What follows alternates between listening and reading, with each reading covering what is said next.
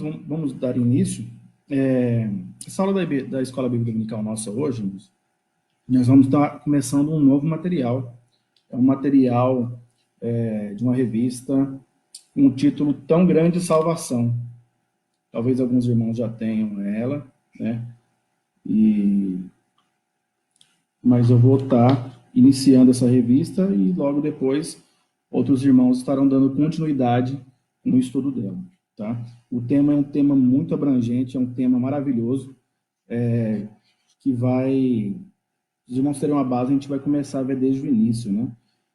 Desde da criação do homem. Então, passando por vários, né? Por vários pontos e passagens bíblicas aí, para estar falando dessa tão grande salvação que é comum a todos os crentes. Mas antes de começar, irmãos, vamos estar orando, né? Pedindo a Deus que Ele nos dê capacitação, nos dê entendimento também e humildade para estar aprendendo da palavra dele, ok? Então vamos orar, então, para que a gente possa começar. Antes de orar, irmãos, vamos só pegar o texto base dessa lição, porque a primeira parte da lição que nós vamos estar abordando é justamente a criação do homem, tá? E depois nós vamos ver o porquê disso, o porquê da criação do homem, tá? E o texto base nosso é Gênesis 1, 27. Eu vou estar lendo aqui, tá? Gênesis 1, 27. Deixa eu abrir aqui.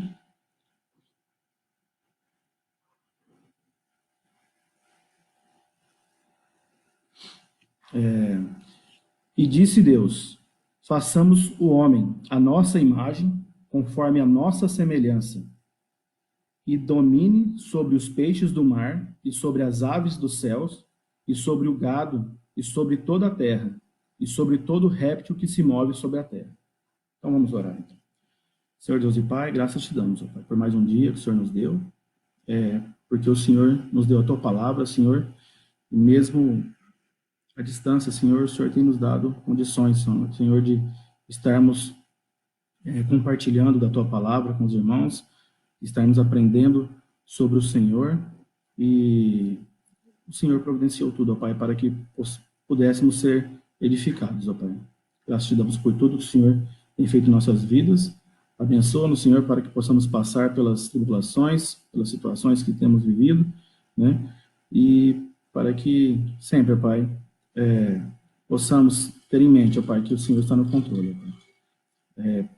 Pedimos em nome de Cristo Jesus que o Senhor abençoe essa escola bíblica dominical, esse momento que vamos ter aqui, onde cada irmão, em sua casa, Senhor, onde quer que eles estejam, também estão atentos àquilo que vai ser dito da tua palavra. Pai.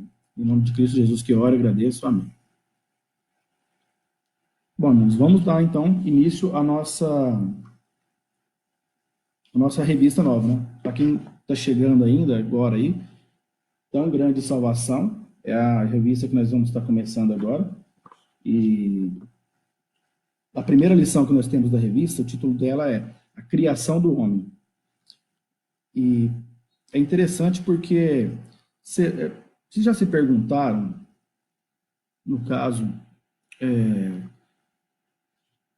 quando se trata da criação do homem, para a gente estudar a respeito de uma tão grande salvação, é necessário que a gente volte lá em Gênesis e estude a respeito da criação do homem. Eu imagino que os irmãos todos, né, já ouviram a história da criação por várias vezes, né, já estudaram também, e agora, como nós vamos estudar sobre essa tão grande salvação, né, o plano de redenção de Deus, nós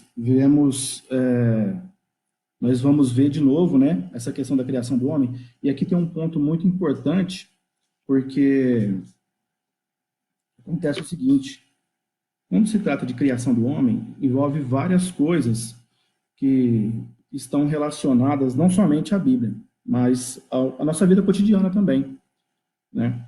Então eu queria que os irmãos deixassem aí nos comentários, eu vou dar uma olhada aqui nos comentários aqui para estar interagindo mais com os irmãos, se os irmãos já ouviram falar de uma palavrinha, dessa palavra antropologia. Os irmãos já ouviram falar? Deixa eu ver se eu consigo interagir aqui.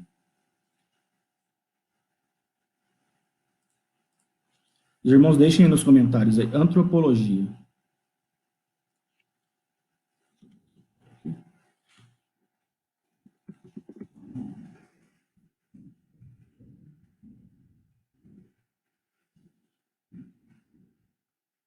Os irmãos sabem o que significa essa palavra, antropologia?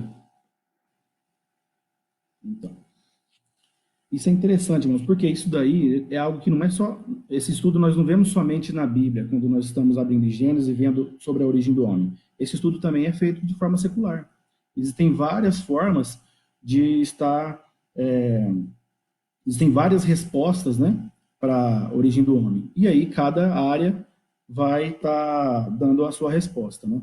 Mas a importância de nós conhecermos a respeito disso é que o nosso conceito bíblico de origem do homem, ele é confrontado, embora talvez muitas pessoas não são confrontadas com isso, mas nós somos confrontados diariamente, né? Os jovens, principalmente, que fazem faculdade, né? Que convivem no meio acadêmico, né? Eles vão ser confrontados direto em relação a isso. E é uma coisa, irmãos, que muitas pessoas... é interessante, porque isso deve nos fazer refletir, né, sobre como a gente encara essa passagem de Gênesis capítulo 1 e capítulo 2. E aí eu quero trazer outra pergunta para os irmãos, eu quero que os irmãos respondam aí nos comentários. Para os irmãos, Gênesis 1, né, e Gênesis 2, né, que narra ali no capítulo 1 até no versículo 26 a criação de tudo, né, da luz, dos luzeiros, né, da terra, da água, enfim, faz separação da terra e, e da, e do mar, enfim, da parte seca. Tudo isso daí, irmãos, os irmãos, e quando chega até na parte da criação do homem, os irmãos entendem isso de que forma? De uma forma literal ou de uma forma ilustrativa, de uma forma alegórica? Como que os irmãos entendem? Coloquem aí para mim o que os irmãos acham. É uma forma simbólica? No Gênesis, capítulo 1, capítulo 2, né, quando nós vemos Adão, Eva, são personagens que realmente existiram literalmente? A maçã é um símbolo ou era mesmo um fruto que tinha uma árvore no meio? Ou tudo isso é apenas uma história para se trazer uma verdade maior do que os próprios fatos narrados? O que os irmãos acham?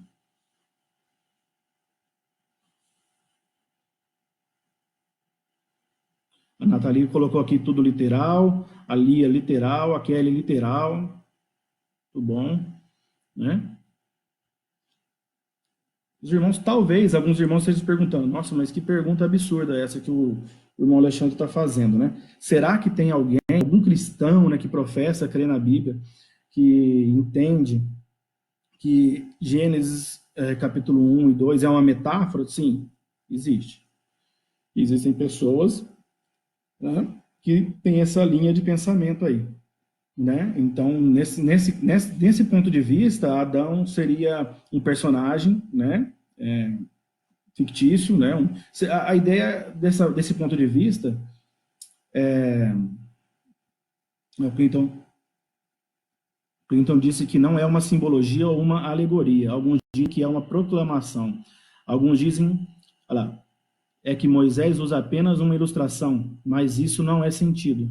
Isso não tem sentido, mas é literal. Exatamente como o Clinton falou, algumas pessoas elas vão dizer que existe uma verdade maior que Deus quer transmitir e ele usa essa história, esse teatro para comunicar isso, né?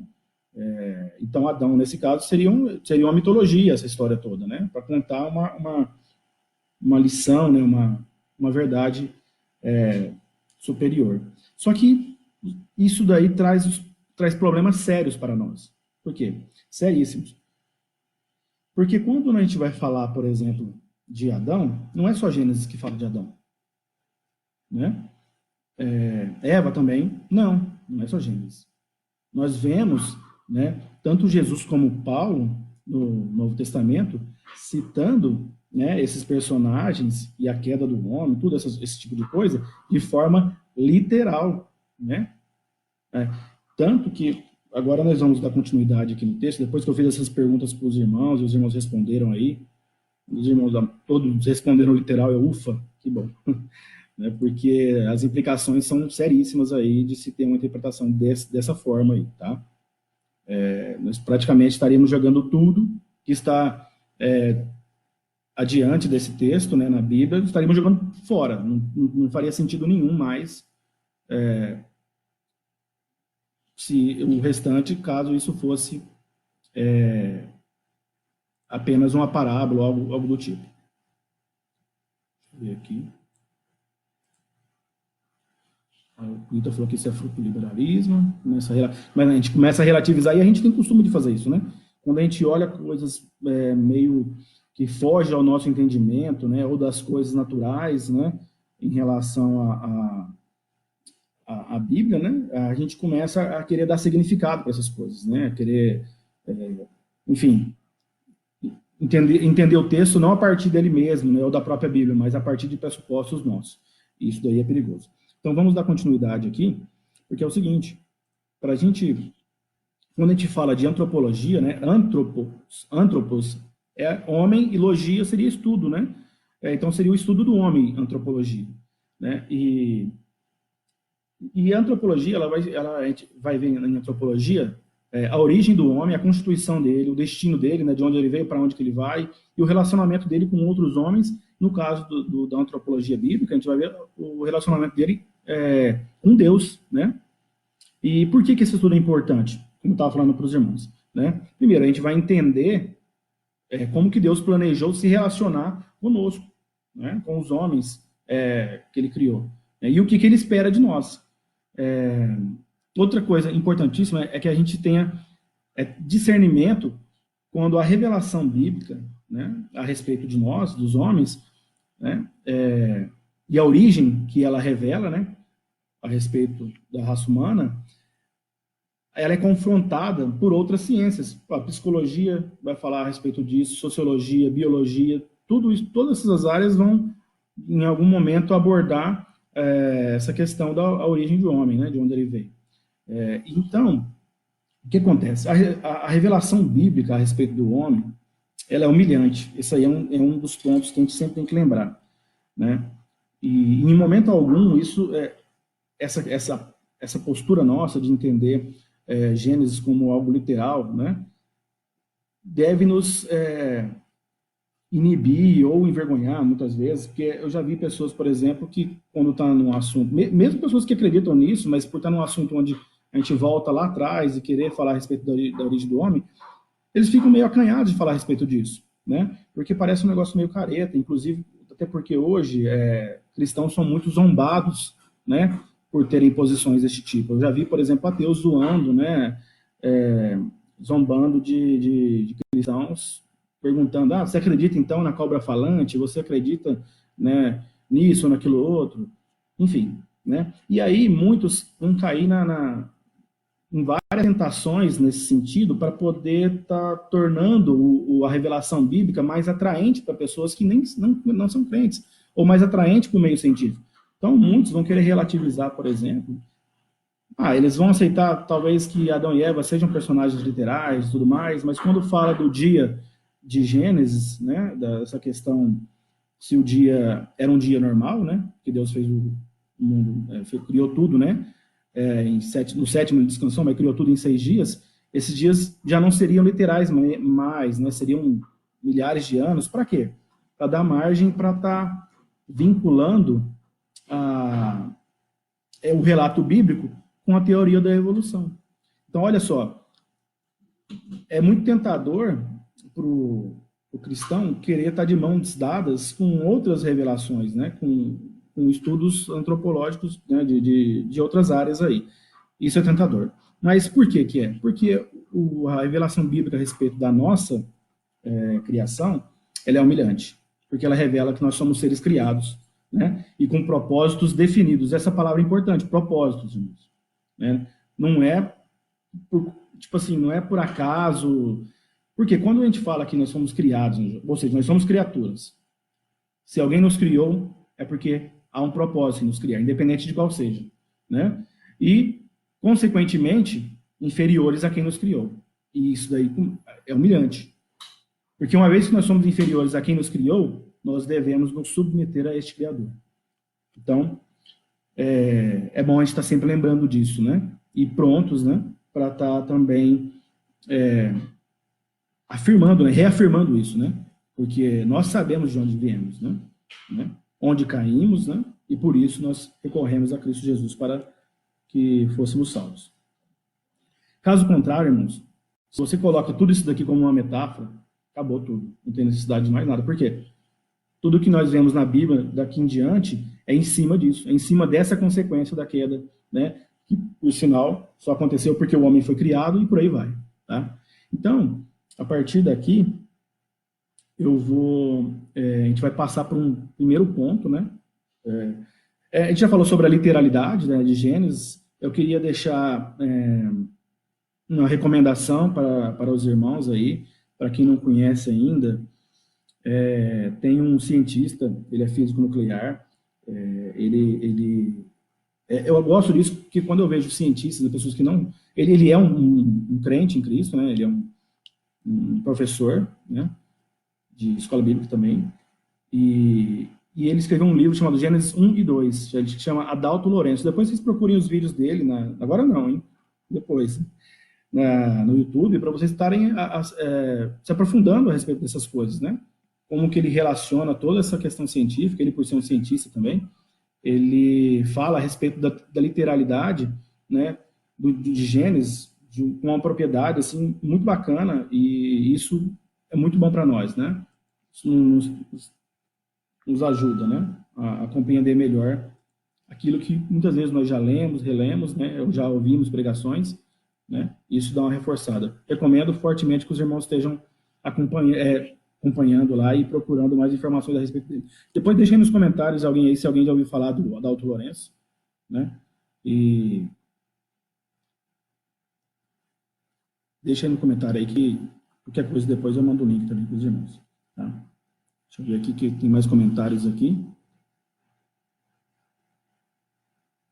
O André colocou aqui que ele já acreditou uma vez que os 7 dias no Gênesis eram simbólicos. Eu já conheci bastante pessoas que pensavam da mesma...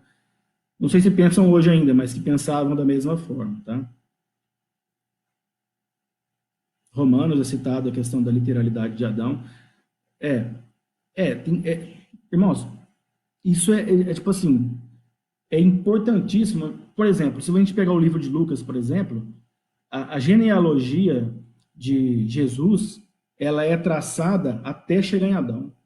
As gerações são contadas. Isso é de arrepiar, irmãos. Então, nós vemos que, pensa, tudo escrito de uma forma muito detalhada, embora muitas vezes para a gente não pareça, né? A gente já quando está lendo um trecho, um capítulo ou um livro, a gente já esqueceu de outro livro que a gente já leu. Então, muitas vezes nós perdemos esses vínculos, né? Mas está tudo amarrado, né? Então, essa questão da literalidade, ela é de suma importância para se tratar de qualquer coisa relacionada a Gênesis, tá? A Kelly falou que ela já ouviu falar muito do Adalto Lourenço, né? Nome de Deus. A Lia comentou que ela e o pai dela viram algumas palestras dele em São Paulo, muito bom mesmo. Não, recomendo muito mesmo. Muito bom, tá? E para a gente dar continuidade aqui. Esse assunto, irmãos, é um assunto muito abrangente, né? Isso aqui é só o começo, né? A gente só está falando da criação do homem, né? Só uma introduçãozinha aí para estar tratando dessa tão grande salvação, né? Talvez alguns perguntem, mas a salvação não é só lá, quando Deus enviou Jesus Cristo para nos salvar, né? É só ali no Evangelho, né? A gente vai ver alguns versículos aqui que mostram que não, né? Deixa eu ver aqui. Opa.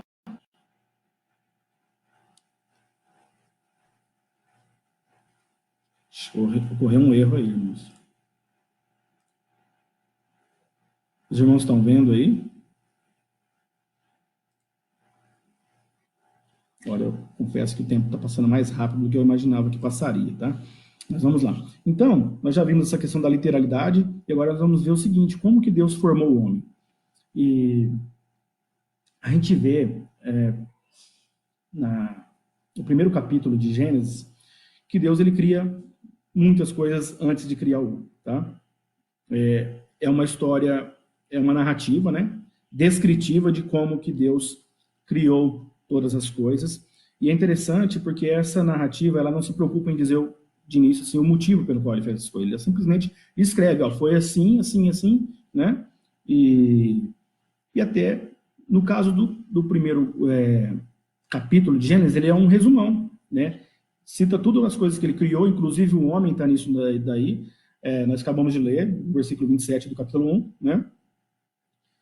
Ele é um panorama geral da criação e não dá detalhes a respeito de nada que foi criado, tá? Então nós vimos aí, que nós acabamos de ler, né? Façamos o homem a nossa imagem e semelhança, nossa semelhança, né?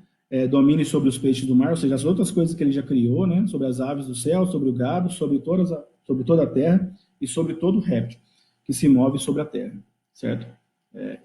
E aí Deus criou o homem à sua imagem, a imagem de Deus o criou. Homem e mulher os criou. Que é Gênesis 1, né? 27 aqui. Eu li o 26 e o 27. Tá.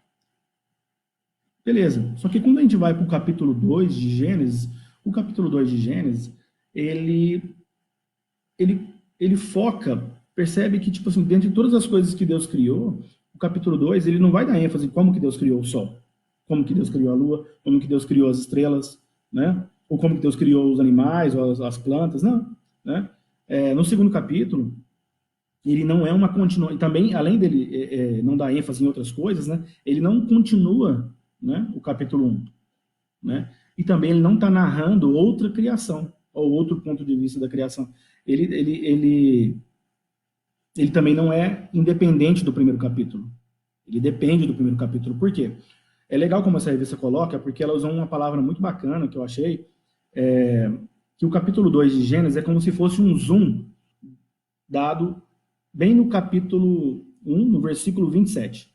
Né? E Deus criou o homem à sua imagem, a imagem de Deus o criou, homem e mulher os criou. Né? Então, o capítulo 2 está dando um zoom nesse versículo aqui. Né? E justamente na parte que ele cria o homem. Né? E outra questão bacana, né, que a gente vai ver, deixa eu ver aqui.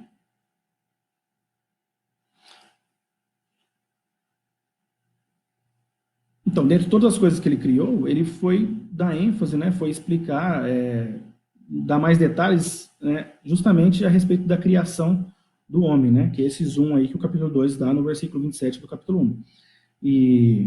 E essa ênfase não foi dado, né, nas outras coisas. Uma coisa interessante, né, porque ele dá essa ênfase em cima da criação do homem, né, e também da mulher, né, como que no caso da mulher foi diferente e tudo mais. E uma coisa que muitas vezes a gente não assim, a gente não para refletir e só quando a gente pega para estar lendo mesmo que a gente vai pensar a respeito, né? E por isso que a gente tem que estar sempre lendo aí e estudando, né? É que os irmãos já pararam para pensar, por exemplo, quando é que Gênesis foi escrito? Quem escreveu Gênesis? Eu imagino que digo nos comentários aí também, novamente, para os irmãos colocarem quem foi que escreveu Gênesis. Né? Nós sabemos que o autor de Gênesis é Deus, né? Inspirado, quem escreveu inspirado pelo Espírito Santo, mas em que época que foi? Quem foi que escreveu? Os irmãos já pararam para pensar a respeito disso? Já estudaram isso? Sabem quem foi? Comentem aí.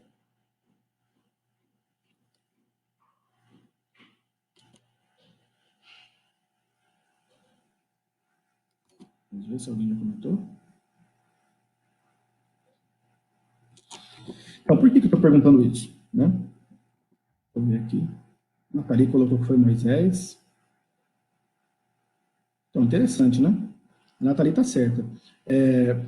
Seguinte, quando Moisés escreveu Gênesis, né, os hebreus já tinham passado, né, pelo Egito, né, já tinham sido libertos do Egito, né, do cativeiro egípcio, e tá certo que muitas das coisas que os homens de Noé para frente, né, desde Sete para frente, que eles aprenderam da parte de Deus, foi passando, né, por tradição oral até chegar ali, mas chegou um momento que foi documentado, né, a forma com que o homem foi criado e tudo mais.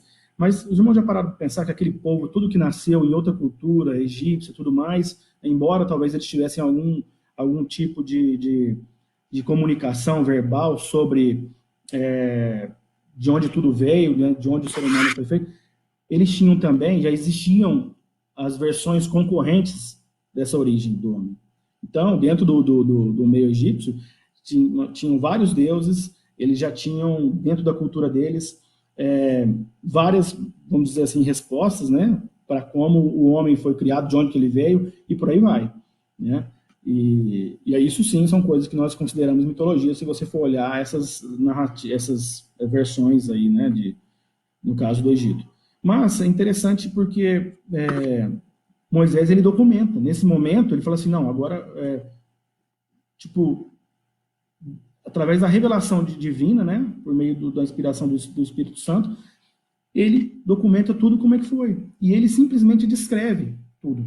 E agora ele está enfatizando, no caso, aí, de onde que o homem veio. Ó, vocês vieram disso, né? Vocês vieram daqui, né? Quem os criou foi Deus.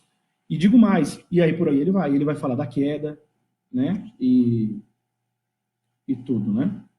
Então, o André colocou mais ou menos a data aí, 1445, 1405, né? Bacana. Então, é importante para a gente ter essa noção, né? Hoje nós temos a revelação bíblica, mas teve momentos, né, dentro do próprio povo de Deus, onde eles não tinham, né? E talvez tinha alguma tradição oral, da qual, né, eles tinham ouvido falar e tudo mais, mas hoje nós temos esse privilégio. E embora nós tenhamos esse privilégio, né, uma passagem que é altamente, muitas vezes, recusada dentro do próprio meio cristão aí, né, tentando dar significados e outras coisas que não procedem, né? Porque a gente comentou sobre a literalidade. E, dando continuidade aqui, né, essa ênfase é dada em cima do capítulo 2, em cima da criação, da formação do homem. É interessante, sim, essa questão da palavra que foi utilizada, porque agora nós vamos passar para o próximo ponto, que é a questão da formação do homem, né? E também eu não tenho costume de ficar refletindo, pensando, né, sobre como Deus criou o homem. E quando nós lemos Gênesis, sempre quando a gente acaba se deparando com Gênesis, né, aí talvez a gente perceba alguns detalhes, né? E vamos pegar lá no versículo, vamos lá para o capítulo 2, né, no versículo 7 de Gênesis, e vamos ver como que Deus formou o homem, tá? Vamos lá, eu vou estar lendo aqui. Ah, do MacArthur, né? Você pegou do MacArthur, né, André? Eu tenho a Bíblia MacArthur também, eu lembro que lá para cada livro da Bíblia, ele tem um panorama antes, né? Ele tem um panorama contando sobre o autor, a data mais ou menos que foi escrito, muito bacana, isso é muito importante para a gente, ajuda muito, né? A gente ter uma visão aí do contexto histórico, né? Do qual o livro está se tratando, né? Muito bom. E também do autor, né? De quem escreveu. Vamos lá para o capítulo 2, versículo 7. Olha só, e formou o Senhor Deus o homem do pó da terra e soprou em suas narinas o fôlego da vida. E o homem foi feito alma vivente. Gênesis 2, versículo 7. E aí, irmãos, vamos prestar aqui atenção numa palavrinha que foi usada. Porque na criação, ali no capítulo 1, nós vemos que Deus, né, no princípio Deus, nós vemos aqui, vou pegar aqui as palavras que ele usa, que ele usa a palavra, o verbo, né, no caso, criar, fazer, né? Só que no caso do homem, ele usou a palavra formou, né? Então a gente pode notar que o verbo utilizado para a atividade de Deus, no ato criador, né, do homem, na atividade de criar o homem, né? Ao invés do verbo fazer ou criar, né, ele usou o verbo formou, né? Formar, né? Ou seja, a mesma palavra usada para a atividade de um oleiro quando está fazendo um vaso, né? Ele está formando um vaso a partir de uma massa, né? E, por coincidência, entre aspas, né? A matéria-prima do vaso, né? É a mesma, no caso, que o oleiro usa para... A matéria-prima do homem, né? É a mesma que o oleiro usa para fazer o vaso, né? O pó da terra. E esses termos, irmãos, nós encontramos na Bíblia, não somente o termo oleiro, né, se referindo a Deus, né, mas nós vemos também o termo vaso ou barro, né, se referindo, usado, né, para se referir ao homem, né. Então a gente só vai ver alguns versículos aqui, né, que mostra essa questão, né, de como Deus, ele não somente fez o homem, né, como se um oleiro estivesse fazendo o vaso, mas ele usa essas terminologias, né? Então, vamos pegar lá em Isaías, capítulo 64, por exemplo, versículo 8, está escrito assim, ó, contudo, Senhor, Tu és o nosso Pai, nós somos o barro, Tu és o oleiro, Tu és o oleiro, todos nós somos obras das Tuas mãos. Isaías 64, 8. Ou seja, colocou, ele, né, nos colocou como vasos, né, como barros, né, obras das mãos de Deus, e Deus como oleiro, né? Uma passagem interessante também que eu lembro, né, quando eu olhei essa questão, que me deparei com esse verbo, né, formou, né, e eu lembro, né, no caso de Romanos 9, capítulo 9, versículo 20 e 21, né, onde Paulo, né, tá criando aquele interlocutor imaginário lá, né, fazer perguntas e respostas, lá tá assim, ó, mas, ó homem, quem és tu, que a Deus replicas? Porventura a coisa formada dirá o que a formou, por que me fizeste assim? Ou não tenho o oleiro poder sobre o barro, para da mesma massa fazer um vaso para a honra e outro para a desonra? Então, mais uma vez, só que agora no Novo Testamento, sendo usado esses termos, né? Oleiro, né? O criador, e vaso ou barro, para criatura, né? É utilizado. Né? Jeremias, capítulo 18, versículo 6 também diz: não poderei eu fazer de vós como fez este oleiro, ó casa de Israel?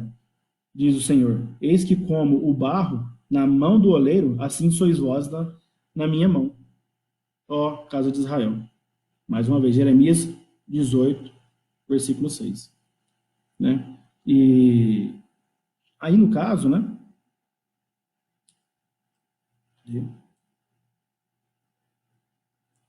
Então, nessa formação do homem aí, nós percebemos de forma bem clara, né?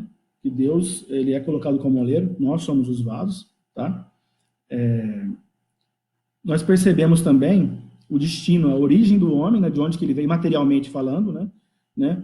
E para onde que ele vai, né? Essa questão de para onde que ele vai é consequência da queda, mas no final das contas é para o mesmo lugar de onde ele veio, né? Então nós pegamos ali em Gênesis capítulo 3, versículo 19, está escrito assim: no suor de teu rosto comerás teu pão, até que te tornes a terra, porque dela foste tomado, porquanto és pó, e em pó te tornarás.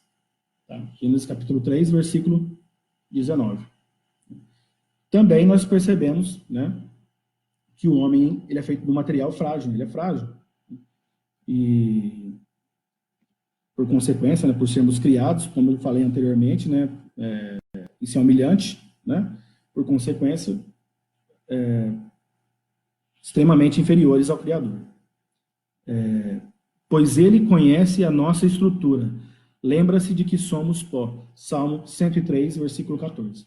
Então, aqui só alguns versículos para mostrar a respeito da formação do homem, né, dos termos utilizados relacionados tanto ao Criador quanto à criatura, né, e de onde viemos, né, materialmente falando, e para onde vamos, né. Então, todos, e é algo também que nos deve fazer refletir, porque todos, independente, fomos feitos do mesmo material, né? Isso é importante porque se a gente tiver isso em mente, né, isso deve produzir humildade, né? Porque nenhum de nós veio de um pó especial, né, ou diferente, né? Ainda mais, né, nós estamos falando quando Deus fez o homem ainda não era caído, né? E agora, ainda mais agora, que deve nos humilhar mais ainda, porque além de nós sermos criaturas, viemos do pó, vamos voltar ao pó, somos seres caídos, né, que nos rebelamos contra Deus. Embora fomos regenerados por Cristo Jesus, mas no final das contas nós ainda vivemos as consequências, né, fisicamente desta queda aí, ok? Agora, que a gente viu a respeito da formação do homem, eu queria só dar uma pausa aqui antes de entrar nessa questão da formação da mulher em si, porque só para deixar os irmãos interagirem aí, eu queria que os irmãos coloquem alguma observação para estar fazendo, né, em relação ao oleiro, né, ao barro, né, quiser colocar algum outro versículo que os irmãos lembram aí também, por favor, estejam contribuindo aí para a edificação dos irmãos, né, que estão acompanhando, né.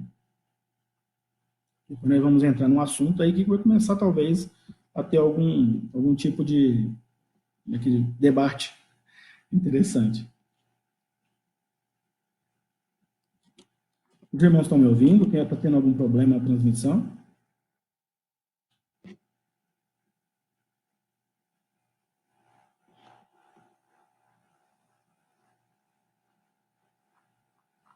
Deixa eu ver.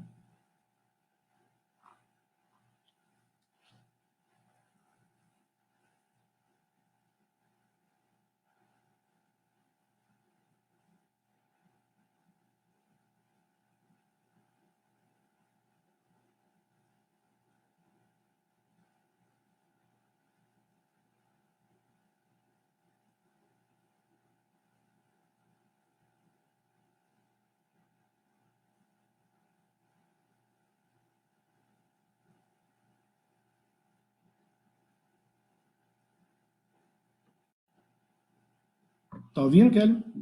Legal. Se estiver baixo, os irmãos falem que eu posso tentar falar mais alto aqui, pelo menos. Então, vamos dar continuidade aqui. Irmãos, nós falamos sobre a formação do homem, né? E agora nós vamos entrar nessa questão da Elisângela, tá tudo certo. Marfren. E Marfren, beleza? Vamos falar sobre a formação da mulher agora, né? Por quê? Porque a mulher não foi, né, ela não foi feita do, do pó da terra, né? A mulher foi feita de uma forma diferente, né? E é interessante, né? Porque, como a gente estava falando aqui a respeito da literalidade das escrituras, né? Principalmente do Gênesis, né? Quando entra na questão da mulher, aí a coisa começa a ficar complicada, né? Alguns dizem que começa a ficar complicada.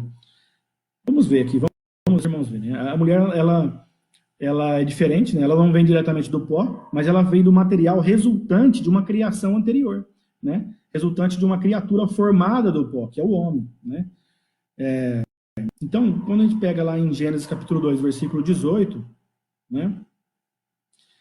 Então o Senhor Deus declarou: não é bom que o homem esteja só. Farei para ele alguém que o auxilie, né?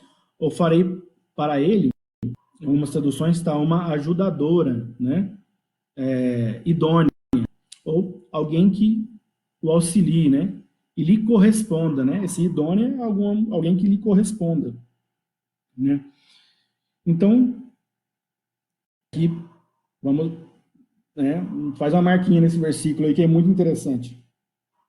Então o Senhor Deus fez o homem cair em profundo sono, e enquanto este dormia, tirou-lhe uma das costelas, fechando o lugar com carne, né? E com a costela que havia tirado do homem, o Senhor Deus fez uma mulher e a trouxe a ele, né? E eu vou voltar nesse versículo aqui já, só para a gente abrir um parênteses aí para falar a respeito disso. Porque algumas pessoas também zombam disso, né? E é bacana como o Adalto Lourenço aborda essa questão aí. A palavra ajuda implica em suporte, né? Ajuda, né? Mas não tem nada a ver com a questão de inferioridade, não tem nada a ver, né? Por quê? Deus também ele é chamado de ajudador de Israel no Salmo 21, no Salmo 121, né? E é interessante, então, na revista, eu acho que eu já tinha ouvido isso bem falar disso anteriormente, né? Mas a revista, ela menciona essa questão, ela não fala quem, eu queria saber quem foi que falou isso, né?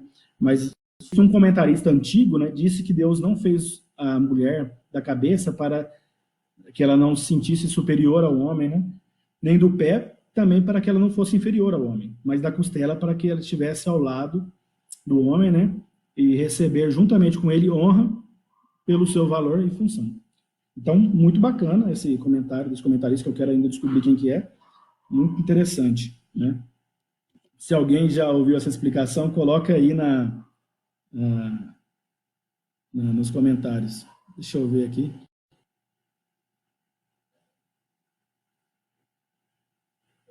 Clinton, esse daí é a pessoa que fez esse comentário? Esse Matthew aí, Matthew?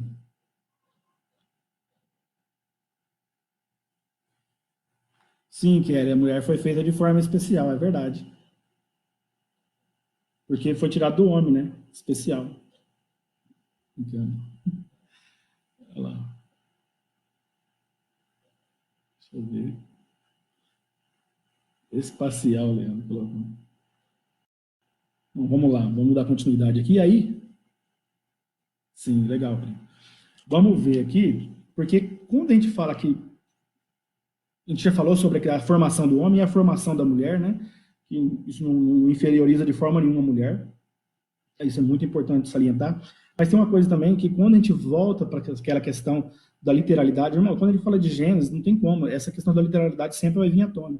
Porque com qualquer pessoa que você for falar cristã, e até alguns cristãos, né, vão fazer afirmações sobre essas passagens bíblicas que são muito estranhas, né? E eu estou recomendando o Adalto Lourenço, né, para quem quiser se interessar, para quem se interessar nesse tipo de assunto, inclusive o livro tem chamado Gênesis 1 e 2, depois eu posso recomendar para os irmãos também, ó, se alguém quiser emprestado, tá?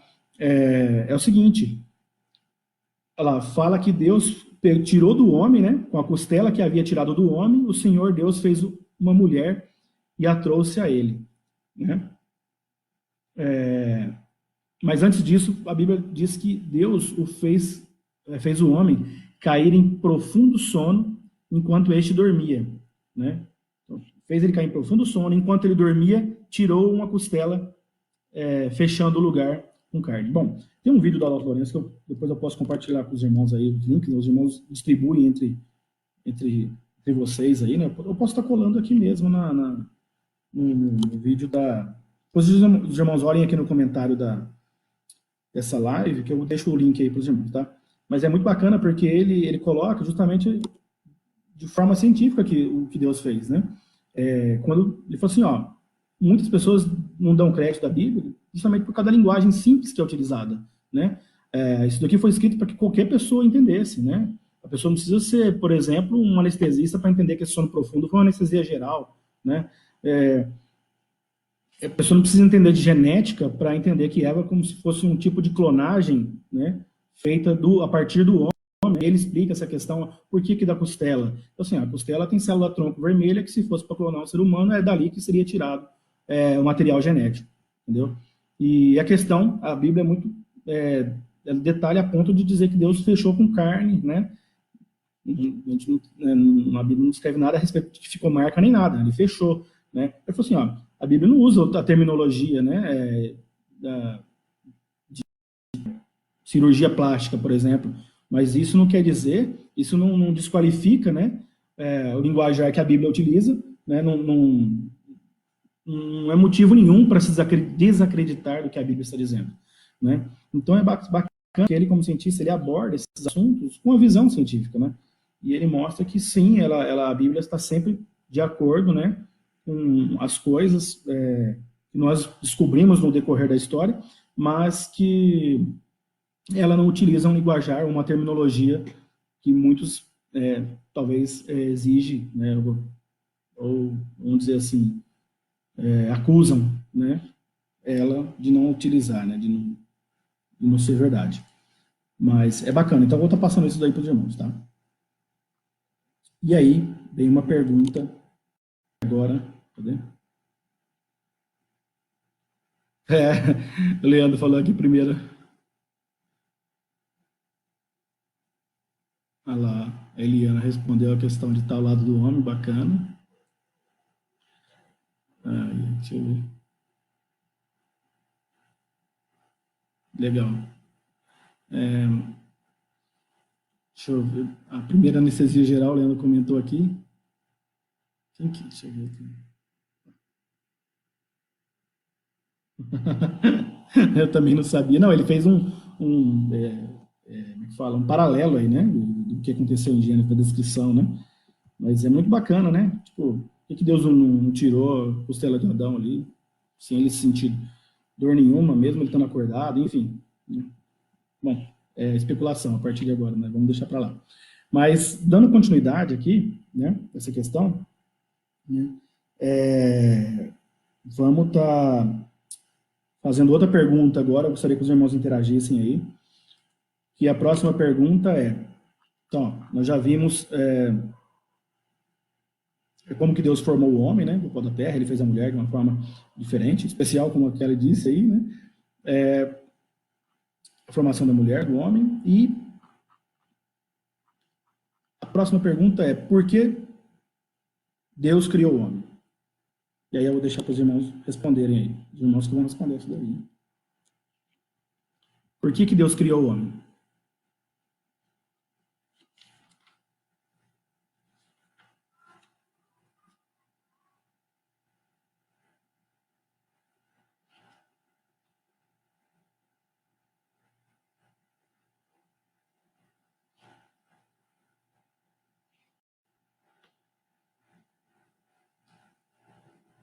Bacana. A Kelly respondeu aí o motivo, para a glória dele, né? Deus criou o homem para a glória dele, certo? Mais algum irmão quer estar respondendo aí? Tem outra resposta também?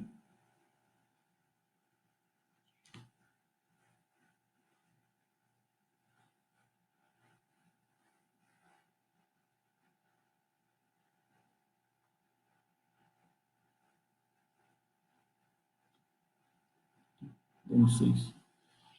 Eu imagino, eu acho que deve ter um atraso, né, irmãos? De quando eu falo, para os irmãos ouvirem, tá falando aí no texto. Para a própria glória dele mesmo. Sim. Interessante. Quando a gente vê respostas para essa pergunta, né, pelo menos as que eu vi até hoje, embora elas possam ser respondidas de formas diferentes, né, o sentido final de todas as respostas, né, pelo menos as respostas corretas, né, ela sempre aponta para essa resposta aí, né, que os irmãos estão colocando aí, né, que é para a glória dele. Vamos pegar aqui. Teve um irmão que respondeu ali para levar o seu evangelho. Sim, o homem, ele... Mas isso também é para a glória dele, né? Vamos ler alguns versículos aqui que falam a respeito de...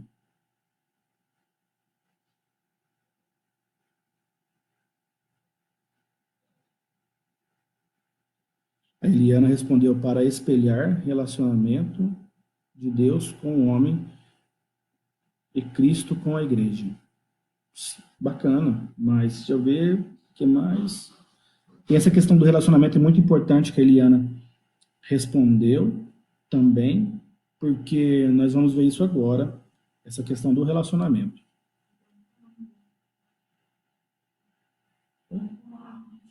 Ah, a minha esposa disse que eu estou colocando muito a mão na frente do meu rosto, assim. Então, os irmãos comentem aí, me ajuda aí, gente. Ó, vamos lá. Deixa eu pegar aqui. Por que Deus formou o homem? Os irmãos responderam, né? Deus criou o homem para a glória dele, certo?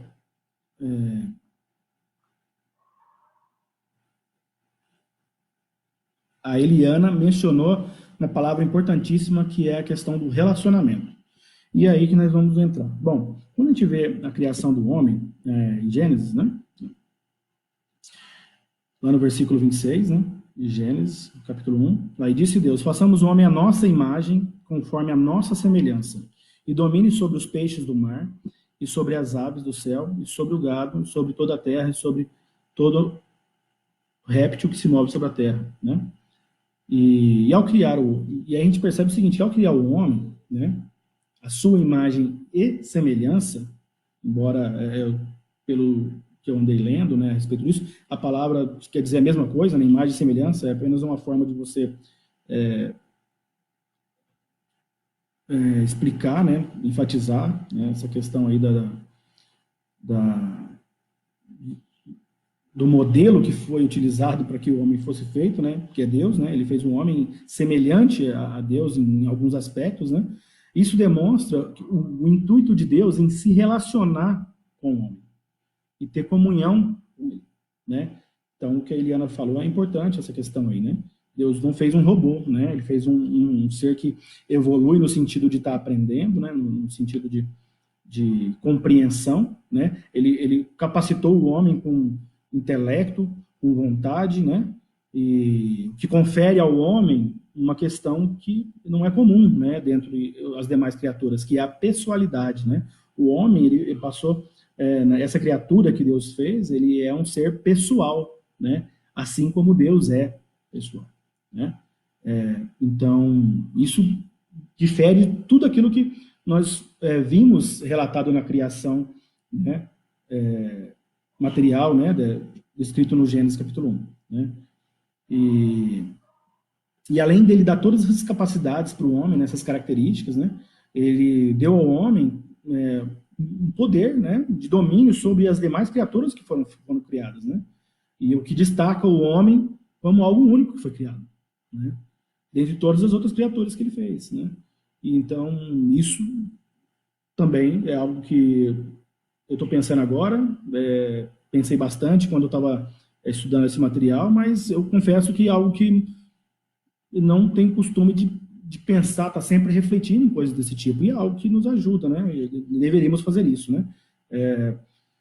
Ou seja, é um privilégio enorme, né? Sermos a partir do momento que nós temos essa revelação de que fomos feitos semelhantes a Deus em vários aspectos, né? Só que também é o que traz uma responsabilidade muito grande, né? Porque por causa dessa capacidade que foi dada ao homem, né? Deus também requereu dele coisas que Deus não requereu de outras criaturas, né? Delegou a ele tarefas que não foi delegado a outras criaturas, né? Ele colocou o homem como responsável por dar nome a todos os animais do jardim, né? Então, é muito bacana quando a gente começa a refletir sobre essas coisas, né? Essa questão quando a gente entra na questão da pessoalidade do homem, irmãos, isso aqui vai longe, entendeu? Isso aqui vai longe e além de longe, a gente começa a perceber que o poder de Deus, ele é descomunal, né? E, enfim, se a gente for entrar nisso daqui, né, precisaria de outro material, que provavelmente existe material só para falar a respeito disso. Mas é interessante, porque nós vemos que essa imagem e semelhança que Deus imprimiu no homem, né, ela conferiu ao homem várias características que nós não vemos em outras, na criação, nas outras criaturas de Deus, né? A parte do homem mesmo, né?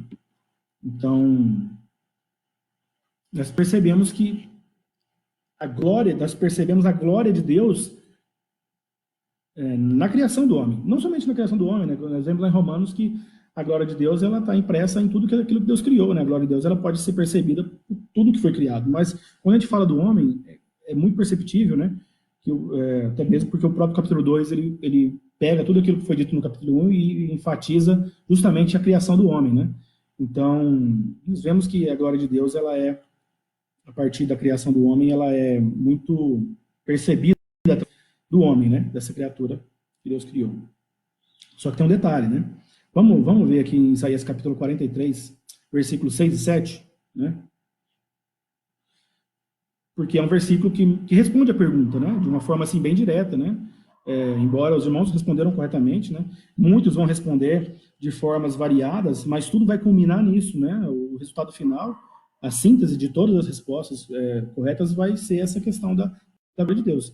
Então, olha lá, Isaías capítulo 43, versículos 6 e 7. Olha lá, direi ao norte, entregue-os, e ao sul, não os retenha. De longe, tragam os meus filhos, e dos confins da terra as minhas filhas, todo o que é chamado pelo meu nome, a quem criei para a minha glória, a quem formei e fiz. Né? E isso nós estamos vendo no Antigo Testamento, no livro de Isaías. Mas quando a gente pega, por exemplo, em Efésios, capítulo 1, né, versículo de 4 a 6, né, ali vai mais longe ainda, porque, inclusive, eu acho que até nas próximas lições, quem for dar aula vai entrar nesses assuntos aí que são maravilhosos, é fantástico. Porque, olha só o que o versículo diz, né? Olha isso, irmãos. A que nível que chega, como que Deus detalha o plano da redenção dele, né? Dessa tão grande salvação, que é o título da revista, né? No Novo Testamento, né? Coisas que talvez, né, lá lendo só Gênesis não fica tão claro assim pra gente, mas olha só. Efésios capítulo 1, versículo de 4 a 6. Diz o seguinte: como também nos elegeu nele antes da fundação do mundo. Opa, antes da fundação do mundo? Para quê? Para que fôssemos santos e irrepreensíveis diante dele em amor. E nos predestinou para filhos de adoção por Jesus Cristo, para si mesmo, segundo o beneplácito de sua vontade, para louvor da glória e sua graça pela qual nos fez agradáveis no amado, ou seja, em Cristo Jesus. Então aqui fala do propósito final, né? Para louvor da glória de sua graça, né? Então, nós passamos aqui, eu queria que os irmãos deixassem se algum irmão lembrar de algum versículo. Nossa, olha, deu glória. Deixa eu ver, deixa eu acompanhar aqui, que quando eu estou falando, irmãos, eu não estou lendo, eu fico alternando a tela aqui. Vamos lá. Para a glória dele mesmo, eu tinha ouvido, para levar o seu evangelho, eu tinha visto. A questão, para a sua honra e glória, para o louvor e adorar eternamente. Eliana falou a questão do relacionamento, que eu falei que é importantíssimo, Eliana, obrigado. Leandro de Cravinhos, né, colocou aqui, e no entanto fizeste apenas um pouco menores que Deus e os coroaste de glória, e os coroaste de glória e honra. Tu os encarregaste de tudo que criaste e puseste sob a autoridade deles todas as coisas, os rebanhos, os gados, todos os animais selvagens. Sim, aqui no caso aqui o Leandro colocou aqui um versículo de Salmo que fala essa questão aí da superioridade, né, do homem em relação às demais criaturas, né, e a responsabilidade dele também, né, é importante. Então, os irmãos querem compartilhar mais alguma coisa? Irmãos, nós vamos tá partindo agora para o último ponto, né? Nós já vimos sobre a formação do homem, da mulher, o porquê Deus criou o homem, né? Para a glória dele, para se relacionar com ele, né? E agora nós vamos ver a constituição do homem. Né? E aí, quando a gente fala sobre a constituição do homem, né? Aí talvez, né? A gente acabou de falar do que o homem foi feito, do barro, né, do pó da terra. Como assim? A gente vai falar de novo sobre isso? Não, agora não.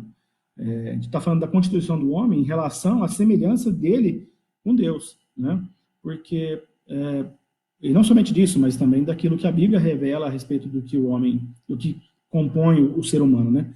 Porque nós vemos uma descrição, né, do que o homem é feito do pó da terra, tudo, mas isso é algo material, mas o homem não é só isso, né? O homem foi feito à imagem e semelhança de Deus, e Deus não é feito do barro. Ele não é nem feito, não é. Ele é eterno. Ele é o eterno eu sou. Então, quando nós vemos a respeito da semelhança do homem com Deus, o que isso quer dizer? Nós acabamos de ver algumas características, né, que Deus colocou no homem, né? A capacidade, né, o intelecto, a volição, né, que no caso a força de vontade, a vontade em si, não, são coisas que... É interessante a gente pensar nisso, porque a gente vê que os animais, eles não têm isso, né? Os animais não fazem planos, né? O cachorro tem uma casinha de cachorro, fala, eu vou trabalhar aqui e tal, né, para mim ter uma casinha melhor. Não, ele não tem vontade, assim, nesse sentido, né, ambição. E o homem, ele é provido de várias coisas, né? E é interessante porque quando a gente começa a entrar nessa questão da constituição humana, aí começa a surgir alguns assuntos que são debatidos, né? São debatidos, eu particularmente considero complexo esses assuntos, mas a gente vai abordar aqui de uma forma não profunda, né? Mas talvez os irmãos já conheçam também, já ouviu falar, né? Mas o homem, ele, deixa eu ver aqui, comentário aqui.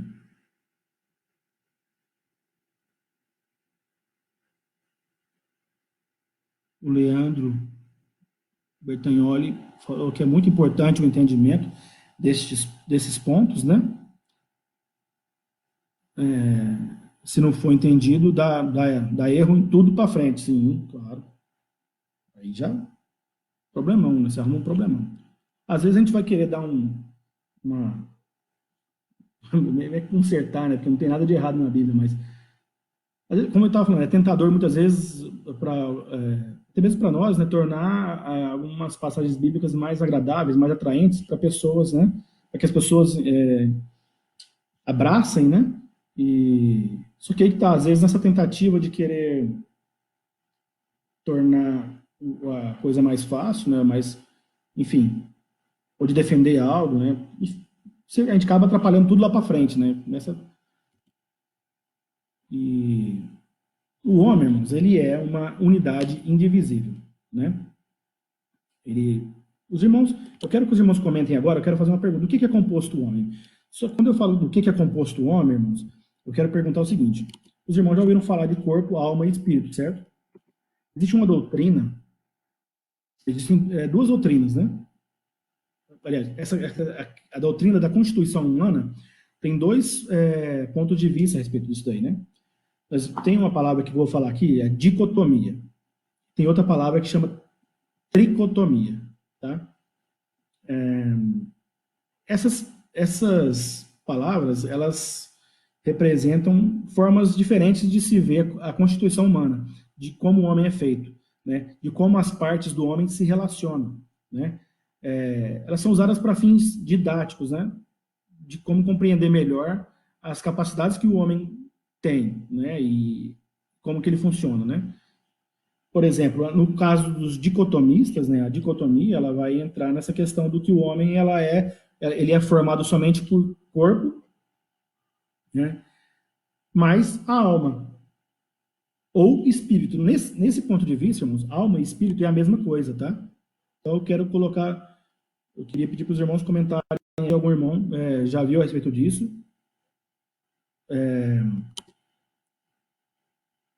ou dessa forma de enxergar esse assunto, que é a tricotomia. A tricotomia ela faz a separação da alma e do espírito. Então, os tricotomistas, o homem é formado de corpo, alma e o espírito, tá? Então, vamos ver só aqui alguns argumentos aqui que vão os argumentos em defesa de cada uma dessas posições aí. E aí os irmãos já vão comentando aí como que os irmãos pensam, como que os irmãos acreditam, ou aprenderam, né? Porque muitas vezes a gente já aprendeu de uma forma, eu mesmo já aprendi coisas que eu tinha um posicionamento e hoje eu penso diferente, né? Até porque na época eu não tive nenhum tipo de disposição para estar pesquisando ou estudando o ponto de vista diferente, né? Mas já aconteceu de eu mudar de posicionamento em relação a algumas coisas. Mas nesse caso aqui, por exemplo, o argumento dos dicotomistas, que defende que a alma e o espírito é a mesma coisa, e ela fica se alternando durante os textos bíblicos, né? Ora está citando alma, né? Se referindo à parte do homem que não é material, né? Que não é o corpo, ou o espírito, né? Então, o primeiro argumento dele é o seguinte, diz que o ponto base dessa visão é no caso de Gênesis 2:7, que justamente diz o seguinte, Gênesis 2:7, que fala que Deus formou o homem do pó da terra e soprou nele o espírito, o fôlego de vida, né? E o homem se tornou alma vivente. Então aqui eles pegam, Deus pegou o barro, o pó, né, fez o homem do pó da terra e soprou nele o espírito tornando ele alma vivente. Sendo assim, o homem passou a ser só o corpo e alma, ou espírito. Aqui no caso, só cita essas duas coisas. Não, aqui esse texto não faz separação entre alma e espírito. Não, não tem distinção entre uma coisa e outra. Né? O segundo argumento desse ponto de vista vai falar que é o seguinte, no caso de dicotomia, né, é que alma e espírito eles são usados no Antigo Testamento de maneira intercambiável, ou seja, eles são sinônimos, como eu falei, né, ora é usado um, ora é usado o outro. Né? E aí tem alguns versículos aqui que a gente pode estar vendo, por exemplo, eu vou ler alguma aqui, que no caso é Gênesis capítulo 41, versículo 8.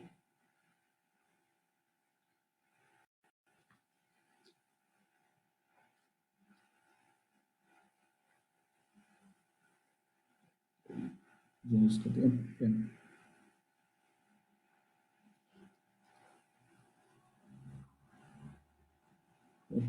Esse aqui não. Deixa eu ver o Salmo 42, versículo 6.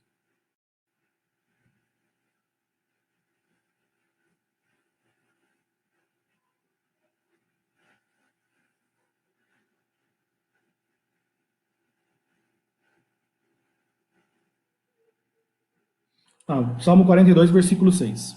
Ok? Meu Deus, olha lá. Meu Deus, a minha alma está profundamente triste. A minha alma está profundamente triste, por isso de ti me lembro desde a terra do Jordão, das águas do Hermon, desde o monte de Mizar. Então aqui está usando a palavra alma, tá? Deixa eu ver aqui.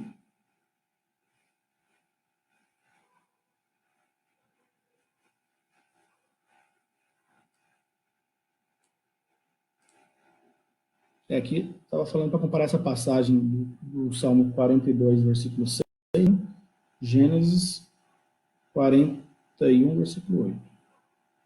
41, versículo.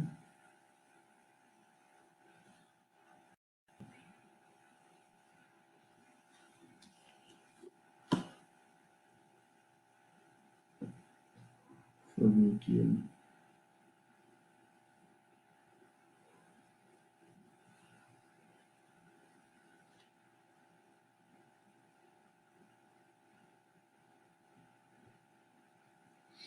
Sim. É porque é a tradução que eu estava usando.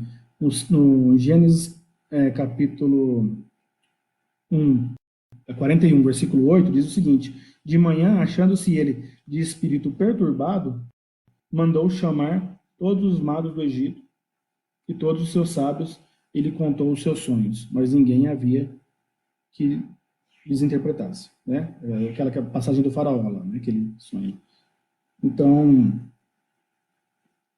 bom, esses dois textos assim, que foram utilizados para fins de comparação, é só para mostrar que esse ponto de vista, ele vê passagens semelhantes, falando a respeito da perturbação da alma, ou, em outra passagem, essa questão da perturbação do espírito, né? Mas se referindo, basicamente, ao mesmo tipo de situação, né?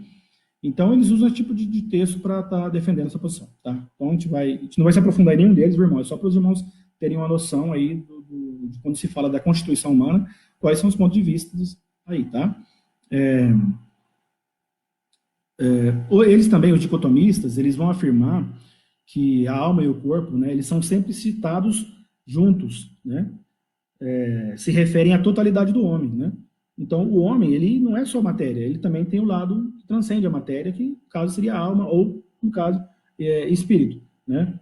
No caso aqui, tem Mateus 10, 28, a gente já está acabando, viu, irmãos?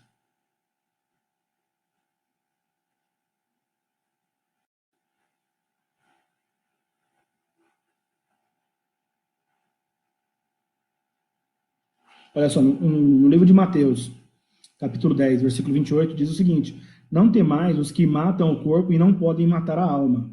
Temei antes aquele que pode fazer perecer no inferno tanto a alma como o corpo, certo? Então aqui está falando que, no caso, o homem ele só pode fazer mal para aquilo que é material, né? Para o corpo de outro homem, né? Mas Deus, ele tem o poder de não só, né? De não só matar a alma, né? Mas também fazer perecer no inferno tanto a alma quanto o corpo. Não só matar o corpo, mas também fazer perecer no inferno tanto a alma quanto o corpo. Então, eles usam como argumento de que essas palavras, essa questão do que não é material, ele é só utilizado para se referir, no caso, a parte que transcende a matéria, no caso, e no caso as duas palavras, tanto alma quanto espírito, seriam sinônimas, né? E seria a consciência do homem fora, né, desse mundo que nós conhecemos, que é material, tá? Então, existem vários outros textos que eles vão estar usando também para isso. Então, a gente vai passar agora para o outro ponto de vista, que é a tricotomia. Tá? Deixa eu ver aqui se os irmãos colocaram o ponto de vista deles. Deixa eu ver.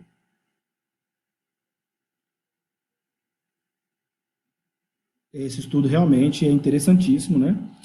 A gente tem grandes de Deus aí, e tem posições variadas, né? Tanto dicotomistas quanto tricotomistas. Então,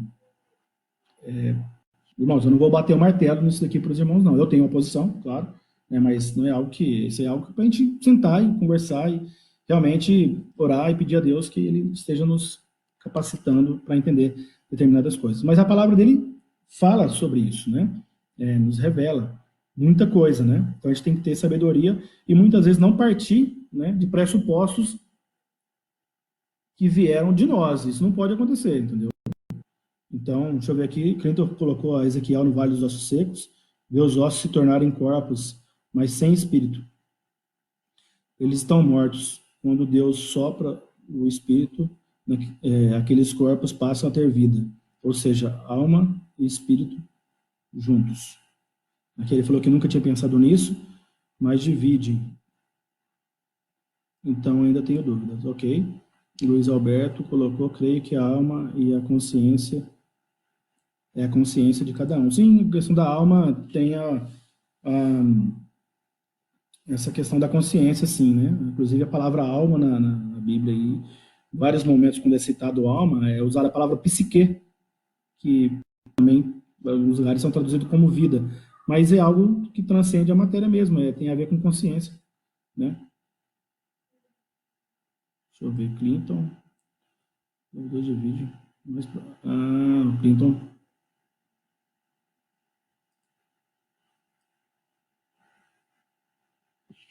Ilustrativo, quando a função da estrutura da intenção, que isso não entrar na questão da criação do homem. Isso não foi escrito com esse propósito. Sim, a palavra de Deus divide o mais profundo do ser humano. A ideia não é meramente ilustrativa.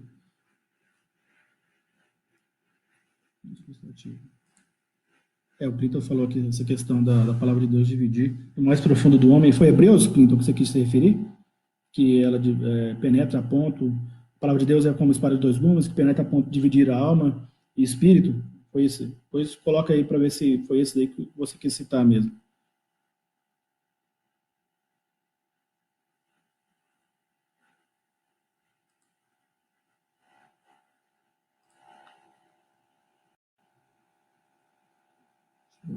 Rapaz, comentaram bastante aqui sobre isso.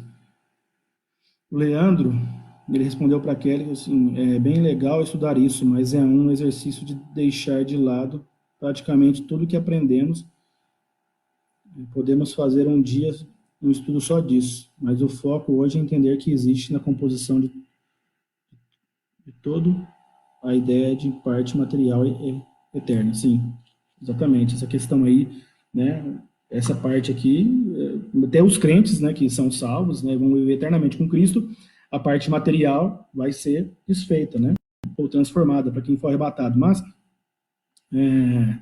existe a parte eterna, né? O ser humano, ele, inclusive, isso é uma coisa interessante, porque é uma das semelhanças, embora o Deus não teve início, mas essa, por ser um homem, por ser uma criatura de Deus, né, semelhante a ele criou o homem como sendo um ser eterno, né?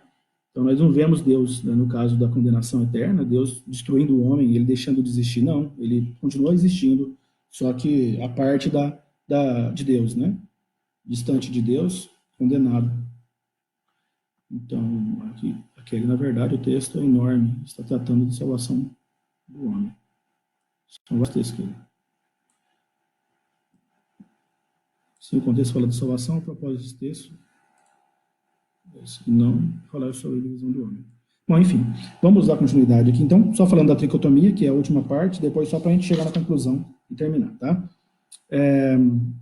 No caso dos tricotomistas, irmãos, é o seguinte, ponto de vista deles, eu acho que é até mais simples de estar explicando, porque eles pegam, assim, até mais de uma forma mais literal mesmo, porque como a Bíblia lá cita os dois, então eles entendem que por citar corpo, né? É óbvio, né? Isso aí, Deus dicotomista discorda disso, mas por citar também do outro lado, né? A parte que não é material, citar espírito e alma, então eles já separam. Se cita os dois, existem os dois mesmo. E aí ele, por exemplo, usa um versículo de 1 Tessalonicenses 5:23. Vamos abrir lá 1 Tessalonicenses 5:23.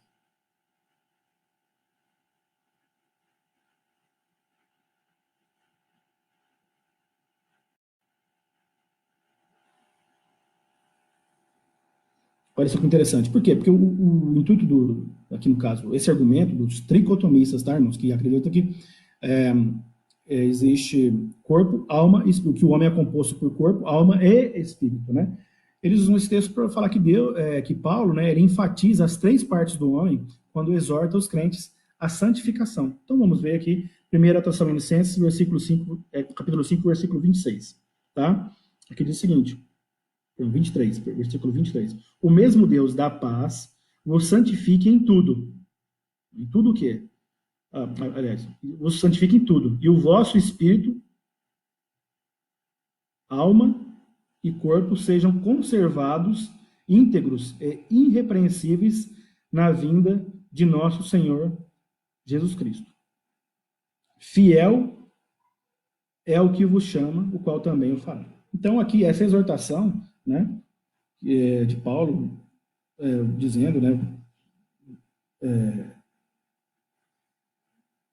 rogando para que Deus santifique em tudo, né, os crentes aqui, que tanto o espírito quanto a alma e o corpo sejam conservados, ou seja, ele citou separadamente espírito e alma, né? E de acordo com, no caso, o dicotomista, ele poderia ter dito só, por exemplo, o vosso espírito e corpo sejam conservados, ou vossa alma e o corpo sejam conservados. Poderia ter acontecido isso, mas isso não aconteceu, ele citou separadamente, tá? Então, se citou separadamente, porque são coisas distintas, né? Hebreus, capítulo 4, versículo 12, também vai fazer essa distinção de espírito e alma, tá? Que é, aqui no caso,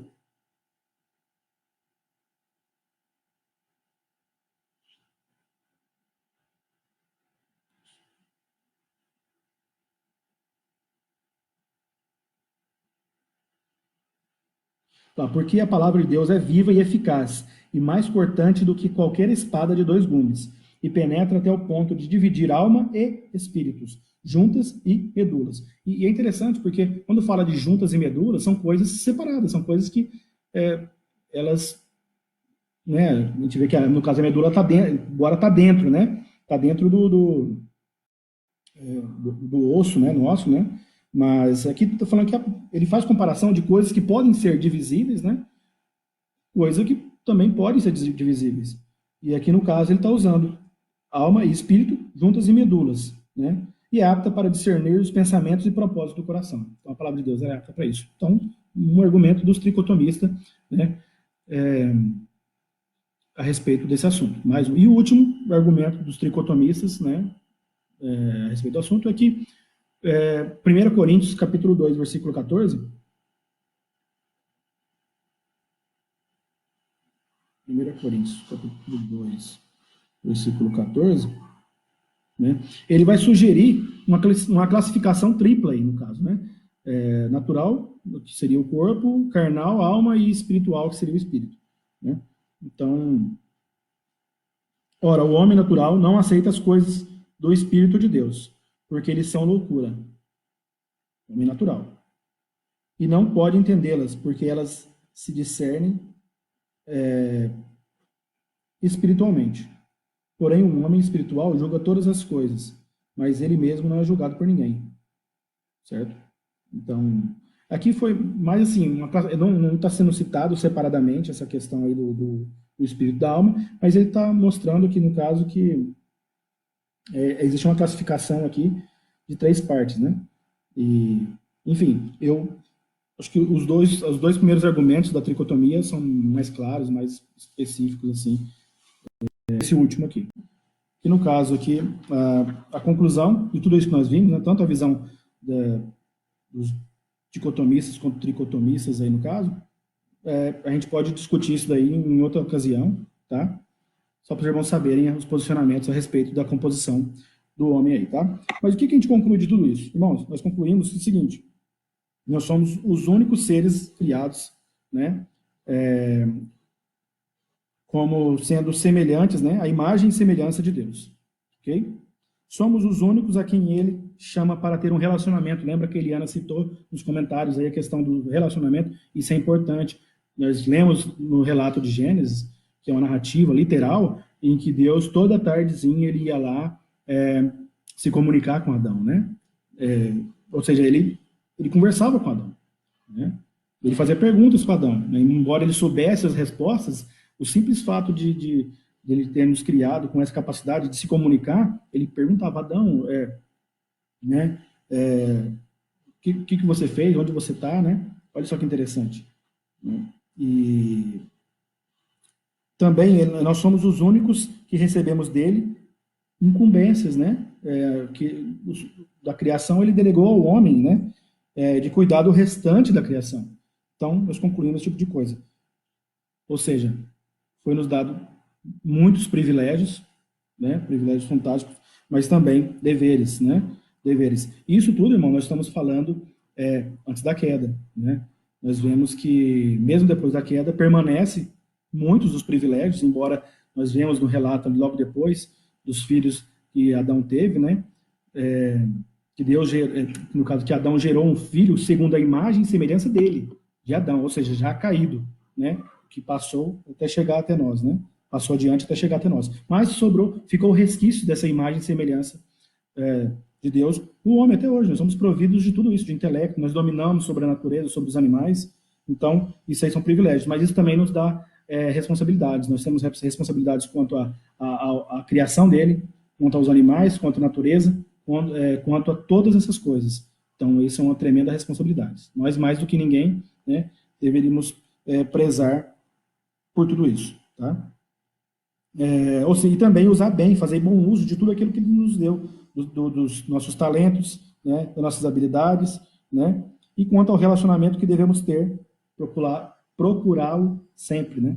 Orando, né? Buscando ter uma comunhão com ele, porque é para isso que ele também nos criou, né? E nós glorificamos ele através disso, tá? E é isso daí, irmãos, né? Na próxima aula, eu não sei quem que vai ser, eu acho que tem até uma listinha aí de quem que vai dar a próxima aula, vai dar continuidade, tá bom? O Nathan está aqui. Eu queria agradecer aos irmãos, né? Desculpem aí pela demora, eu coloquei como objetivo passar tudo isso daqui, né? Essa primeira parte, mas da próxima vez eu já sei que dá para dar uma dividida, né? Deixar para outro. O professor está dando metade, um da metade. Foi a primeira aula que eu dei em cima dessa revista, mas eu sei que eu me delonguei muito aqui, tá? Então eu quero agradecer aos irmãos. Vamos orar aqui para estar terminando, tá ok? Então vamos lá. Senhor Deus e Pai, graças te damos, ó Pai, pela tua palavra, pela revelação que o Senhor nos deu, porque nós sabemos, ó Pai, muito bem de onde viemos e, Senhor, para onde vamos, ó Pai. Carecemos do Senhor, ó Pai, em todos os aspectos das nossas vidas, né? Que o Senhor possa estar nos abençoando, ó Pai, nos dando humildade para nos submetermos, Senhor, à tua vontade e tudo aquilo que o Senhor tem revelado na tua palavra.